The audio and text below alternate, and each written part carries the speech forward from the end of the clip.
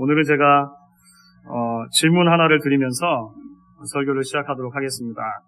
여러분들은 예수님께서 태어나신 고향, 홈타운이 어디라고 생각하십니까?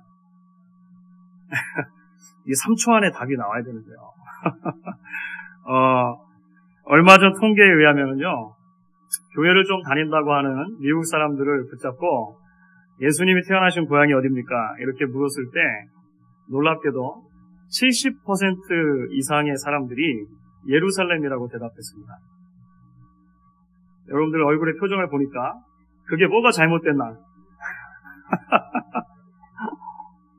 예루살렘 아니었나? 지금 두리번거리고 계시는 분들이 있으신데, 심지어 어떤 사람들은 텔아비브 아니에요? 이렇게 말하는 사람들도 있었다는 거예요. 하도 이스라엘 하면 예루살렘, 텔아비브 막 요즘에 뉴스에 많이 나오니까. 예수님이 태어나신 고향은 베들레헴이죠. 베들레헴. 아유 참. 예, 하여간 그랬습니다. 이거보다 조금 더 심각한 것은요. 몇 년 전의 통계입니다. 얼마 전 통계인데 미국 사람들이 가장 좋아하는 성경 구절이 무엇인가 이렇게 이제 물어본 것입니다. 미국 사람들이 가장 좋아하는 성경 구절이 무엇일까? 그런데 놀랍게도 대다수의 사람들이 자기가 가장 좋아하는 성경 구절로 언급한 것이 하늘은 스스로 돕는 자를 돕는다 였습니다. 여기서 웃어주시니 감사한 거죠. 어디에 있나 이렇게 들춰보시면 곤란합니다. 하늘은 스스로 돕는 자를 돕는다는 것은 사실 성경 어디에도 없는 구절이죠. 사실 오히려 그 말씀 속에는 철저한 인본주의 철학에 근거한 그런 가르침이 담겨있는 격언입니다. 그런데도 사람들은 그것이 성경에 나오는 말씀인 줄로 알고 자기가 제일 좋아하는 성경 구절 하면 하늘은 스스로 돕는 자를 돕는다 이렇게 했다라고 하는 것입니다. 여러분 이것이 소위 청교도 정신, 그러니까 개혁주의 개신교의 정신 위에 세워졌다고 하는 미국의 신앙의 한 단면이라고 할 수가 있는 것이겠죠. 그리고 물론 이것은 좀 더 나아가면 이 시대를 살고 있는 많은 성도들, 그리스도인들이 어떻게 신앙생활을 하는가라고 하는 우리의 신앙생활을 보여주는 한 단면이라고 해도 과언이 아닐 것이다 싶습니다. 성경에 대한 지식이 얕은 것도 문제이지만 동시에 성경적인 진리가 아닌 것을 마치 성경적인 진리인 것처럼 붙들고 그 가르침으로 자신의 삶의 그 모토를 삼고 살아가는 그러한 이 시대의 모습을 보여주고 있다라고 하는 것이죠. 그런데 사랑하는 여러분, 사실 우리가 오늘 함께 읽은 성경 말씀 조금 길게 읽었습니다만 이 말씀을 보게 되어지면 이러한 신앙의 모습이 단지 오늘 우리들만의 문제가 아니었다라고 하는 것을 발견하게 됩니다. 이런 비슷한 문제가 2000년 전의 신앙의 공동체에도 있었다라고 하는 것을 오늘 말씀을 통해 발견하게 되는 것이죠. 그래서 이제 사도 바울이 자신의 인생에서 마지막 편지를 쓰고 있습니다. 마지막 서신인 디모데후서를 쓰고 있는데 특별히 사랑하는 아들과도 같은 그 제자 디모데에게 이 부분에 대해서 경계하고 이 부분에 대해서 바르게 서 있어야 한다 이렇게 가르치고 있는 것입니다. 오늘 사실 전반부라고 할 수 있는데요. 1절부터 13절까지 말씀에서 사도 바울이 그려주고 있는 그 시대의 모습은 한마디로 이렇게 표현을 할 수가 있습니다. 말씀 없이 살아가는 시대의 안타까운 단면, 이렇게 이야기할 수 있어요. 말씀 없이 살아가는 시대의 안타까운 단면. 오늘 1절 말씀을 보면 이렇게 이야기를 했죠. 내가 이것을 알라 말세에 고통하는 때가 이른다. 그 말세에 고통하는 때는 어떤 것이냐 이제 쭉 설명을 해주는데 그것을 한마디로 말하면 말씀 없이 살아가는 사람들의 안타까운 단면이라고 하는 것입니다. 그것을 이제 조금 더 우리가 분석을 해서 살펴보게 되어지면 그 시대에 만연한 두 가지의 풍조를 사도 바울이 언급하고 있다고 생각을 합니다. 조금 제가 쉽게 풀어서 말씀을 드리면 이것입니다. 하나는 내 멋대로주의라고 할 수 있어요. 내 멋대로주의. 또 다른 하나는 모르는 게 약이다 주의. 이렇게 할 수 있습니다. 이래도 이해가 안 되시면 이제 설명을 해드리면 좀 이해가 되실 거예요. 자, 오늘 먼저 말씀 가운데 오늘 사실 그 성경 본문이 여러 단어를 많이 연결하고 조금 어려운 개념도 등장하기 때문에 한 번에 이렇게 딱 캐치하기는 좀 어려운 부분이 있습니다만 2절부터 5절까지 말씀을 한번 보시면 좋겠습니다. 2절부터 5절 이렇게 기록을 합니다. 사람들은 자기를 사랑하며 돈을 사랑하며 자긍하며 교만하며 회방하며 부모를 거역하며 감사치 아니하며 거룩하지 아니하며 무정하며 원통함을 풀지 아니하며 참소하며 절제하지 못하며 사나우며 선한 것을 좋아 아니하며 배반하여 팔며 조급하며 자고하며 쾌락을 사랑하기를 하나님 사랑하는 것보다 더하며 경건의 모양은 있으나 경건의 능력은 부인하는 자니 이 같은 자들에게서 내가 돌아서라. 여러분 이것을 한마디로 딱 표현하면 어떻게 줄일 수 있으시겠어요? 좀 여러 단어가 등장했죠. 2절부터 5절까지를 사실 한마디로 요약할 수 있다면 그것은 쾌락주의의 모습이라고 할 수 있을 것입니다. 쾌락주의. 내 멋대로주의라고 그래서 제가 말씀을 드리는 것입니다. 내 멋대로 살게 내버려둬 라고 마음속에서 말하는 그러한 삶의 모습이 있다라고 하는 것입니다. 여러분 이런 쾌락주의의 모습에 가장 핵심에는 어떤 것이 있을까요?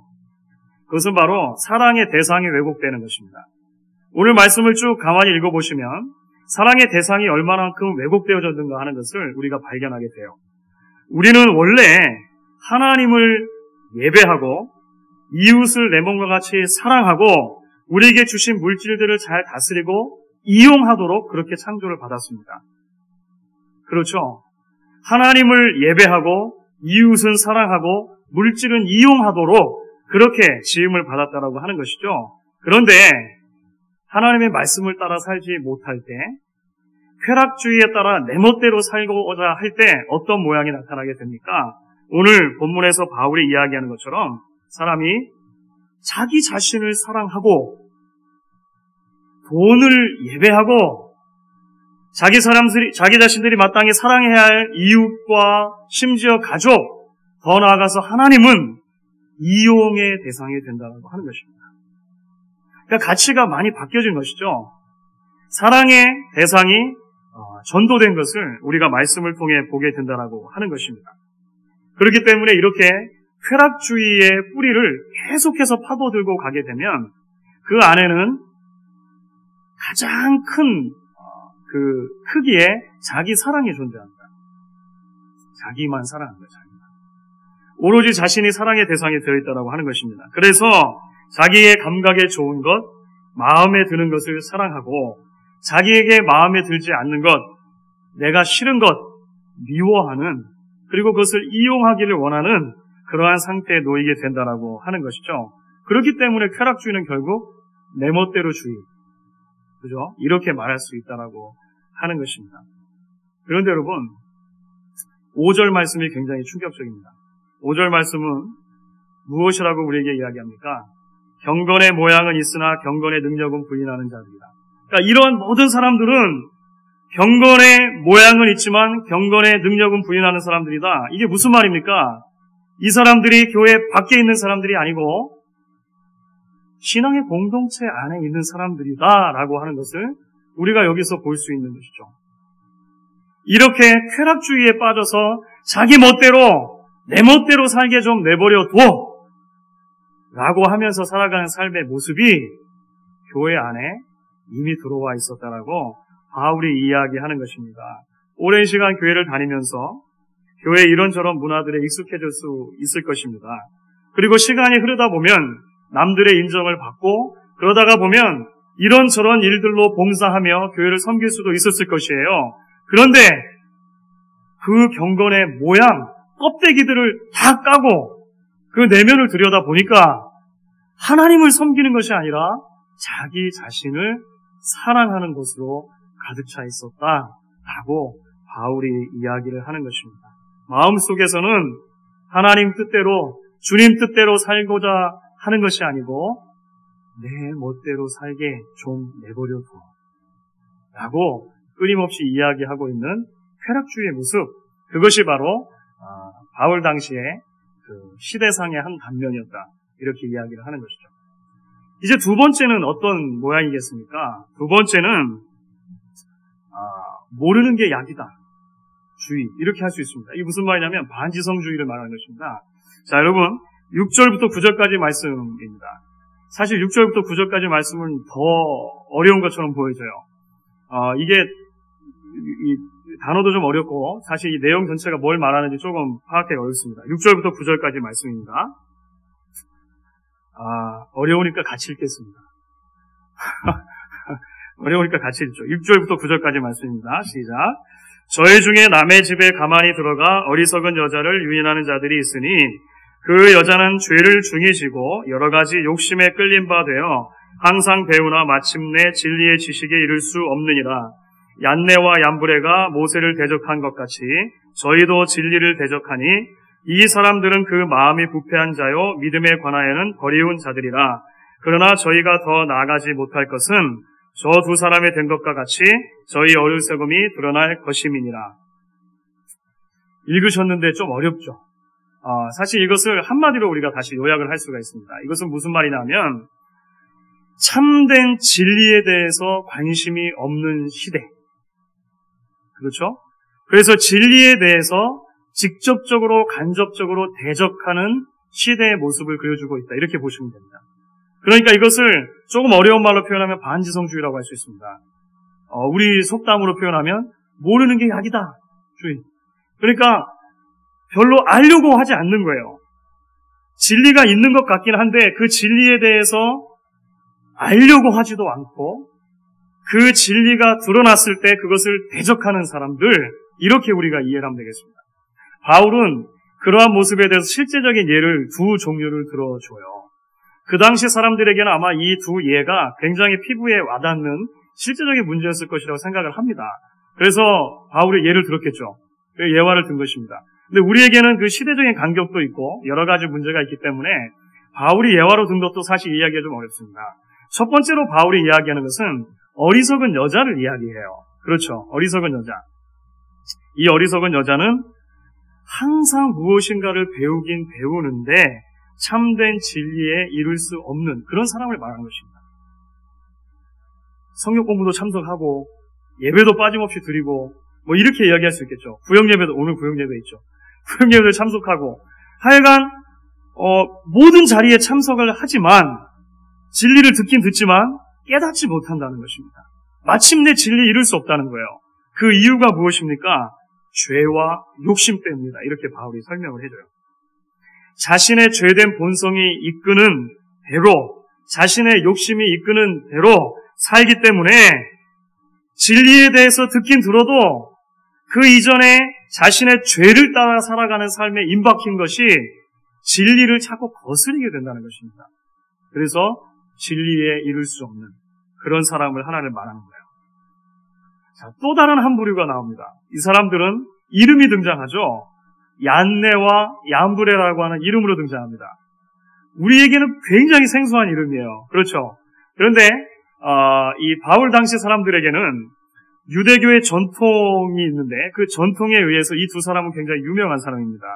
이 두 사람은 구약 성경에는 이름이 나오지 않지만 유대교의 전통에 의해서 출애굽 당시에 모세를 대적했던 애굽의 술사들의 이름으로 그렇게 알려져 있었어요. 예, 그러니까 무슨 말씀이 이해가 되시죠? 그러니까 얀네와 얀브레 이렇게 하면 그때 그 사람들 모세를 대적했던 애굽 술사들 이렇게 쉽게 알고 있었던 것입니다. 자, 여러분 출애굽 당시 이야기를 기억을 하시면 여러분 모세가 많은 기적을 행했습니다. 그렇죠? 하나님의 능력을 따라서 여러 기적을 행했는데 그 당시에 애굽 술사들도 비슷하게 흉내를 냈었습니다. 여러분 출애굽기를 읽다 보시면 그런 이야기가 나오죠. 지팡이로 뱀을 만드는 것은 애굽 술사들도 할 수 있었어요. 그러니까 그들이 가지고 있는 마술이나 마법을 사용해가지고요. 그 정도 할 수 있었습니다. 물을 피로 만드는 것도 했어요. 물에서 개구리가 올라오는 것도 애굽 술사들이 했습니다.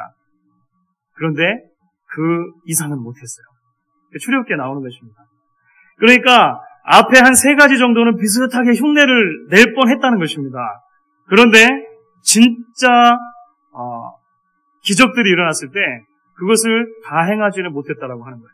거기까지가 끝이었다라고 하는 것입니다. 바울이 왜 이들을 예로 들었습니까? 진리가 아닌 것들을 진리인 것처럼 붙들고 살아가는 그 시대의 모습을 빗대기 위해서 그렇게 한 것이에요.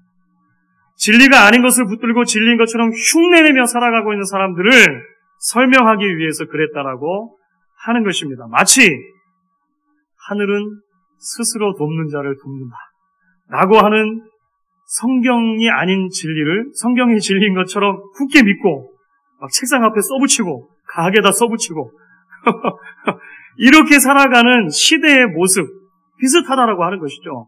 그런 모습을 이제 빗대어서 바울이 이야기하고 있는 것입니다.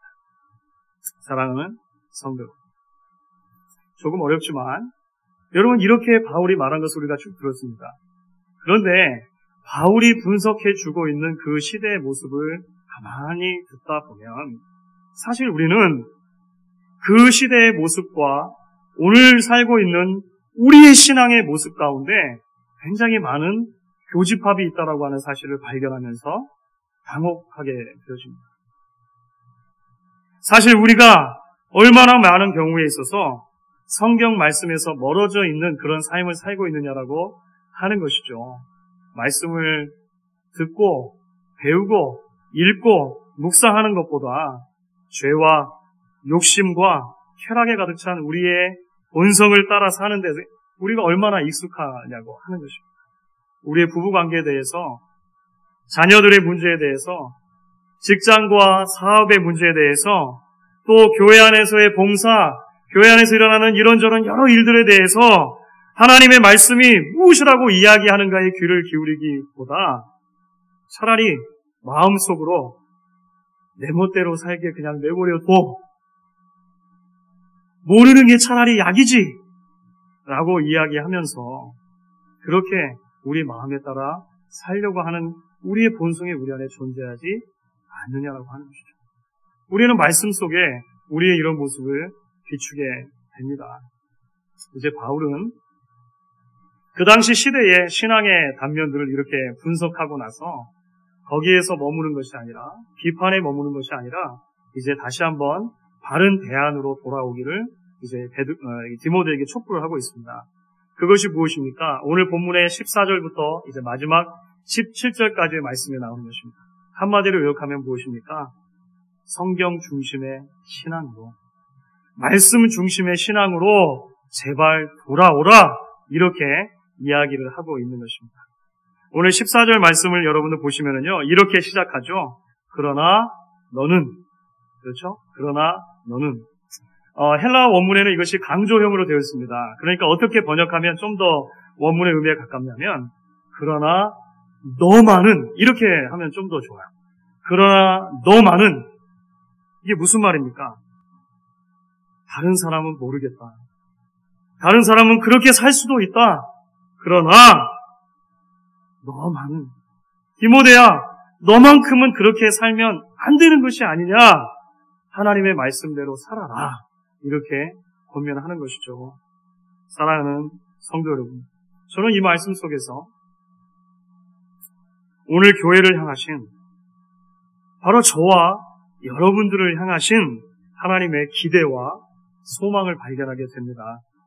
하나님은 지금도 우리에게 이렇게 말씀하고 계시는 것이죠. 다른 사람은 모르겠다. 그러나 여러분만큼은 하나님 말씀을 붙들고 살아야 하는 것이 아니냐 이야기하는 것입니다. 여러분만큼은 성경에 기록된 진리를 붙들고 좀 살아야 되는 것이 아니냐라고 우리에게도 바울 사도가 이야기하고 있는 것을 듣게 된다라고 하는 것입니다. 그렇다면 바울은 왜 디모데에게 성경 중심의 삶을 살라고, 그죠? 말씀 중심의 삶을 살라고 이야기하는 것입니까? 그것은 다름이 아니라 이 성경이 하나님의 말씀이기 때문에 그렇습니다. 여러분들 오늘 16절 말씀을 보시면 이렇게 되어 있습니다. 우리 16절 한번 같이 읽도록 하겠습니다. 16절입니다. 모든 성경은 하나님의 감동으로 된 것으로 교훈과 책망과 바르게 함과 의로 교육하기에 유익하니. 모든 성경은 하나님의 감동으로 된 것으로, 여기서 하나님의 감동으로 되었다는 것은 하나님의 호흡으로라고 하는 의미입니다. 하나님의 호흡으로. 하나님이 마치 태초에 인간을 창조하실 때 흙으로 빚으시고 그 안에 호흡을 불어넣으셔서 살아있는 생명, 하나님을 닮은 하나님의 형상이 되게 하신 것처럼 말씀도 하나님의 호흡으로 만드셨다는 거예요. 그렇죠. 하나님이 창조하셨다라고 하는 것입니다. 하나님의 말씀이라고 하는 것이죠. 여러분들께서 잘 알고 계신 것처럼요. 성경은 구약부터 신약까지를 다 합치면 그 기록된 기간만도 대략 1500년 정도가 됩니다. 그러니까 처음에 성경의 첫 책과 마지막 책을 대략적으로 잡았을 때 기록된 기간이 한 1500년 돼요. 저자들도 모르는 분들이 훨씬 많이 있습니다만 그 저자를 알 수 없는 성경이 훨씬 많습니다만 한 40명 정도 돼요. 그러니까 그 오랜 기간 동안에 그 많은 사람들이 성경을 인간 저자들이 기록했다는 것입니다. 그러니까 다양성이 있겠죠. 언어도 다르고 문화도 다르고 사람마다 기질도 다르기 때문에 성경 안에 다양성이 있는 것이에요. 그런데 이 말씀이 66권이 모였을 때 하나님의 말씀이라고 하는 것입니다. 이게 놀라운 기적입니다. 그렇죠. 그래서 성경을 너무 열심히 연구하는 학자들은 잘 안 믿으려고 그래요. 너무 열심히 연구하다가 어떻게 이걸 믿나 이렇게 되는 것입니다. 하나님의 말씀이 아니라고 하는 거죠. 그런데 여러분, 성경은 분명히 우리에게 내적인 증거로 이야기를 합니다. 성경은 하나님의 감동으로 되어졌다라고 하는 것입니다. 하나님께서 그렇다면 왜 우리에게 성경을 주셨습니까? 하나님께서 우리에게 성경을 주신 이유는 사도 바울의 표현에 의하면 두 가지 목적을 가지고 있다라고 이야기를 해요. 첫 번째는 무엇입니까?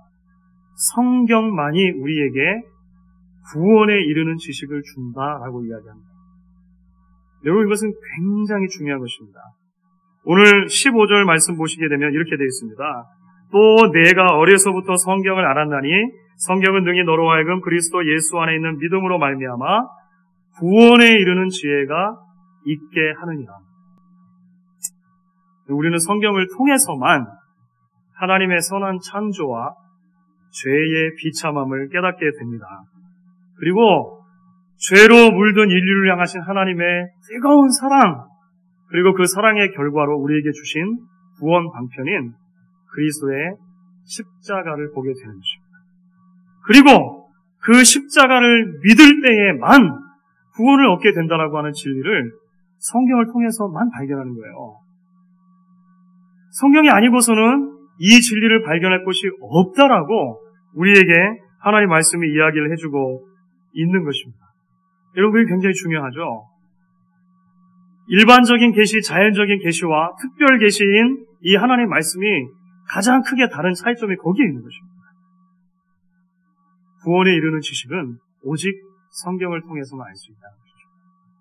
이제 좀 더 나아가서 성경을 우리에게 구원에 이르는 지식만을 알려줄 뿐만 아니라 하나님의 백성들이 구원을 받고 난 뒤에 어떻게 살아야 할 것인가도 가르쳐준다라고 이야기를 합니다.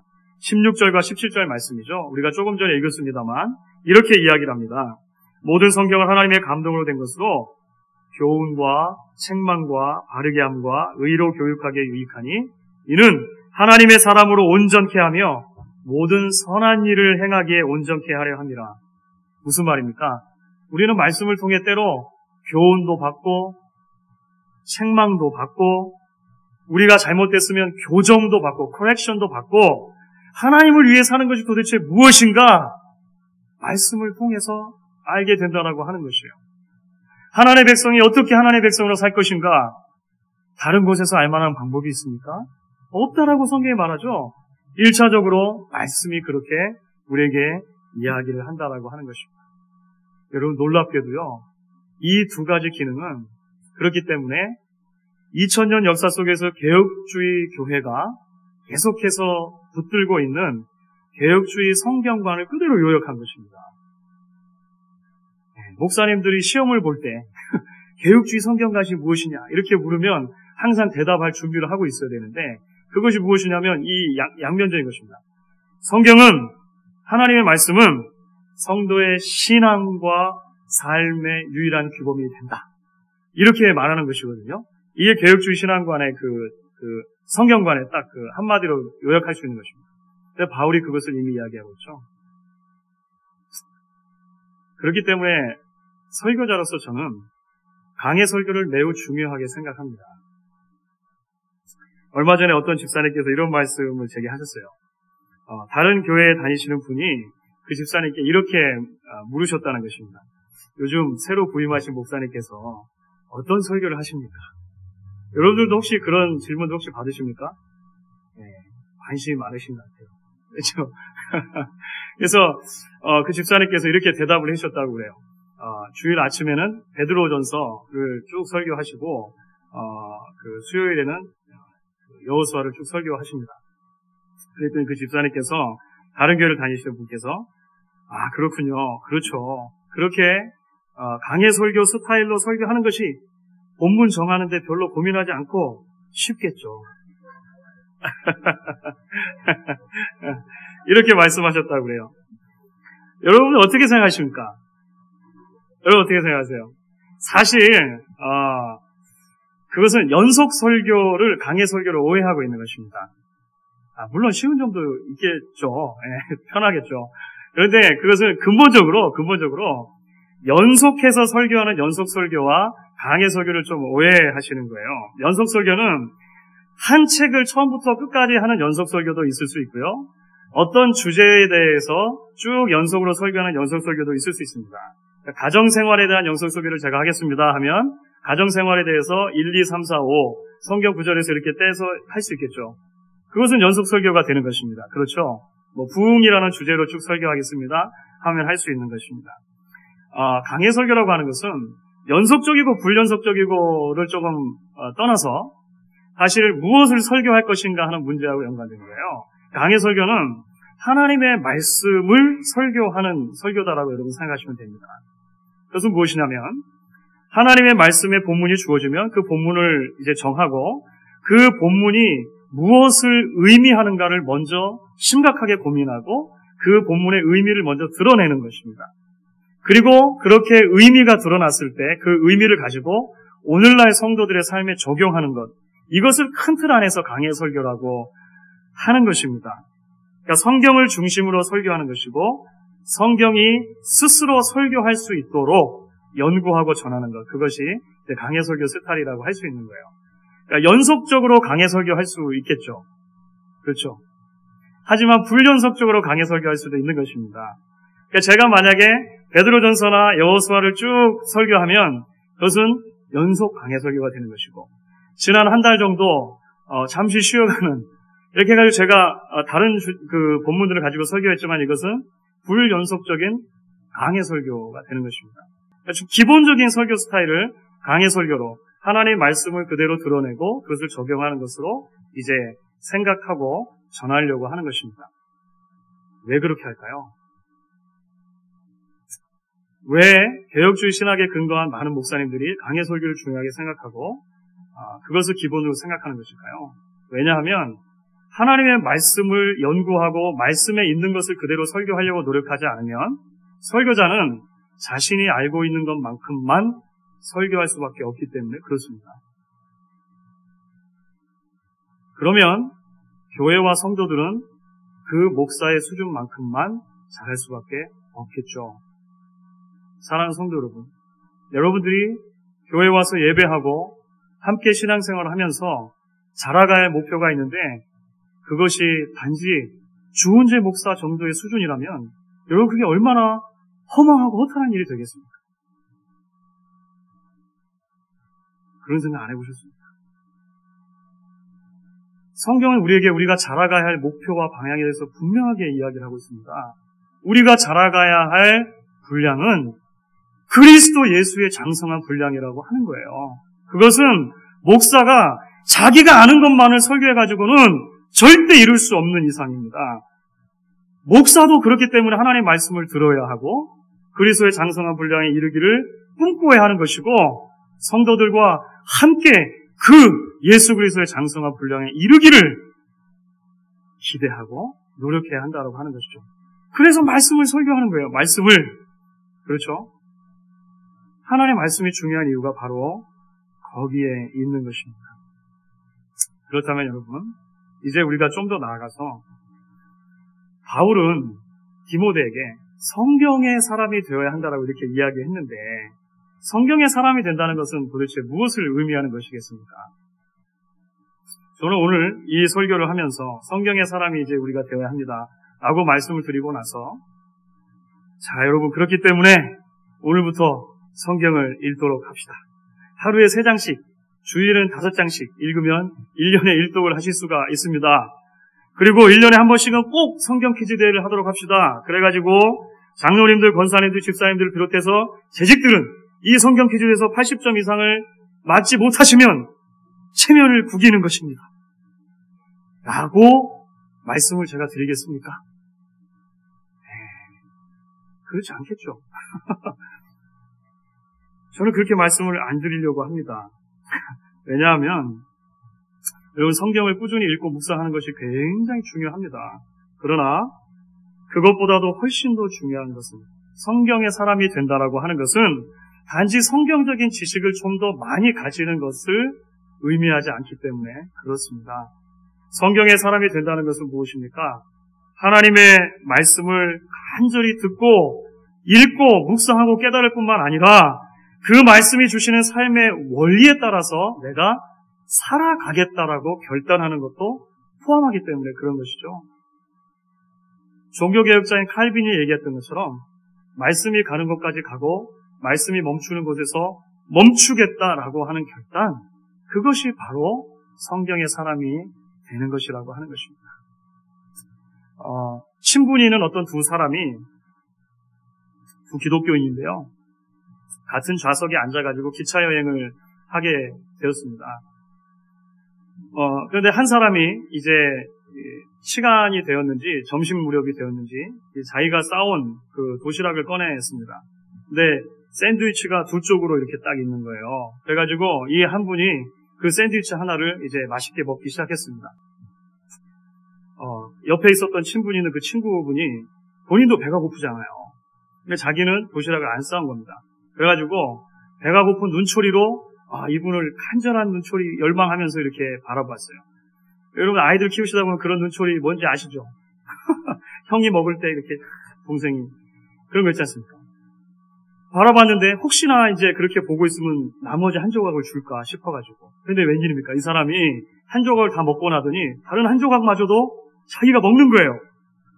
그래가지고 이제 이분이 화가 난 것입니다. 그래서 이렇게 넌지시 그분의 이야기를 한 것이죠. 여보게, 내가 요즘에 참 은혜를 많이 받은 성경 구절이 있다네. 내 이웃을 내 몸과 같이 사랑하라. 이렇게 얘기를 하는데 이 친구분이 계속 드시다가 이제 이렇게 말을 하는 것입니다. 그거 참 좋은 말씀이로군. 그런데 나에게는 요즘에 이 말씀이 조금 더 은혜가 되더구만. 내 이웃의 물건을 탐내지 말라. 하면서 남은 조각을 얼른 자기가 다 먹어버렸다고 하는 것이죠. 여러분 이건 뭐 우스갯소리입니다만 여러분 말씀이 가는 곳까지 가고 말씀이 멈추는 곳에서 멈추는다라고 하는 것. 성경의 사람이 된다고 하는 것은 단지 성경에 대한 지식이 있고 그 지식을 적절한 때에 인용할 수 있는 것까지 의미하지는 않는 것 같습니다. 그렇죠? 내가 요즘에 이런 말씀 은혜가 되는걸 하면서 충분히 자기의 유익과 이익을 위해서 말씀을 사용할 수 있기 때문에 그런 것입니다. 우리에게 무엇보다 중요한 것은 하나님의 말씀을 나의 유익을 위해서 함부로 사용하거나 끼워 맞추지 않는 것입니다. 오히려 하나님의 말씀이 우리의 현존과 우리의 삶을 해석하시도록 우리 자신들을 열어놓고 하나님의 말씀 앞에 우리를 세우는 끝없는 작업이 필요하다고 하는 것입니다. 여러분, 우리를 앞서갔던 믿음의 선배들 가운데 제가 굉장히 본받고 싶어하고 존경하는 믿음의 선배들이 있습니다. 그들은 청교도들입니다. 청교도들.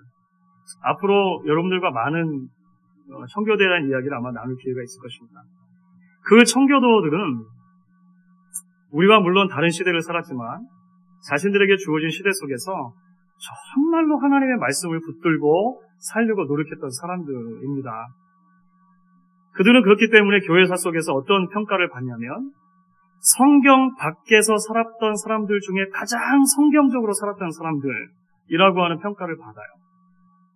그런데 그들에게 주어진 별명이 하나 있습니다. 그것은 그 청교도 시대로부터 지금까지 쭉 내려오는데요. 그들에게 주어진 별명이 뭐냐면 바로 그 책의 사람들이라고 하는 거예요. 오늘 설교의 본문이 제목이 그렇게 해서 나온 겁니다. 그 책의 사람들, Man of the Book. 여기서 말하는 그 The Book은 뭐냐면 성경이겠죠. 말씀의 사람들입니다. 사랑하는 성도 여러분, 오늘 말씀은 저와 여러분 모두를 이러한 신앙의 모습으로 초대하고 있는 것입니다. 험악하고 통제할 수 없어 보이는 이 마지막 때를 살면서도 하나님의 말씀인 성경의 진리를 붙들고 저와 여러분이 그러한 그 책의 사람들로 세워질 수 있기를 주님의 이름으로 간절히 원하는 것입니다.